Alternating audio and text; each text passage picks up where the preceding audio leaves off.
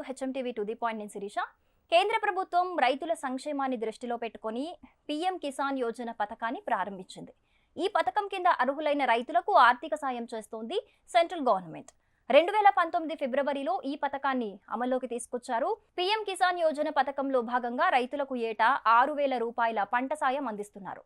ఇది మొత్తం 3 విడతలుగా అందుతోంది. ప్రతి విడతతో 2,000 రూపాయల చొప్పున రైతుల ఖాతాల్లో డబ్బు జమ చేస్తున్నారు.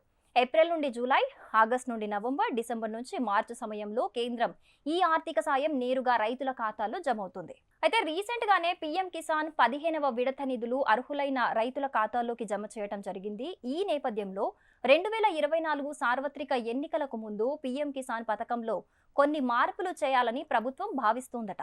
ఈ ఏడాది నుంచి రైతులకు ఇచ్చే ఆర్థిక సాయాన్ని పెంచాలనే యోచన చేస్తున్నట్లయితే తెలుస్తోంది.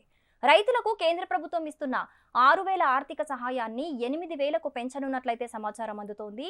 ఇలా అదనంగా 2,000 రైతులకు చెల్లించడం వల్ల జాతీయ ఖజానాపై 20,000 కోట్ల అదనపు భారం పడనుంది. అయితే దీనిపై ప్రభుత్వం కసరత్తులు షురూ చేసి సాధ్యాలు పరిశీలన చేస్తోందట. కాగా ఇప్పుడు రైతులంతా పీఎం కిసాన్ 16వ విడత డబ్బు కోసం ఎదురు చూస్తున్నారు. ఈ క్రమంలోనే ఈ 16వ విడత డబ్బు పంపిణీపై పలు కీలక సమాచారాలు చక్కర్లు కొడుతున్నాయి. ఫిబ్రవరి నెలలో రైతుల ఖాతాలకు ఈ డబ్బు పంపవచ్చని తెలుస్తోంది.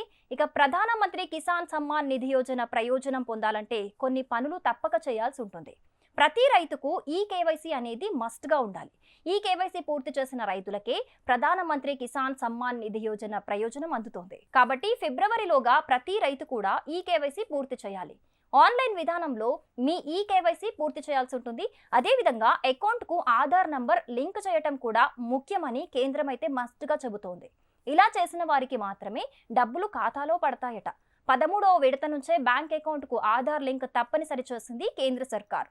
ఈ విధానం వల్ల డబ్బులు పడే అకౌంట్ ఎవరిది అనే విషయం ప్రభుత్వానికి క్లారిటీగా తెలుస్తుంది. కాబట్టి రైతులు అలర్ట్గా ఉండి ఈ కేవైసీ పూర్తి చేస్తేనే లబ్ధి చేకూరుతుంది.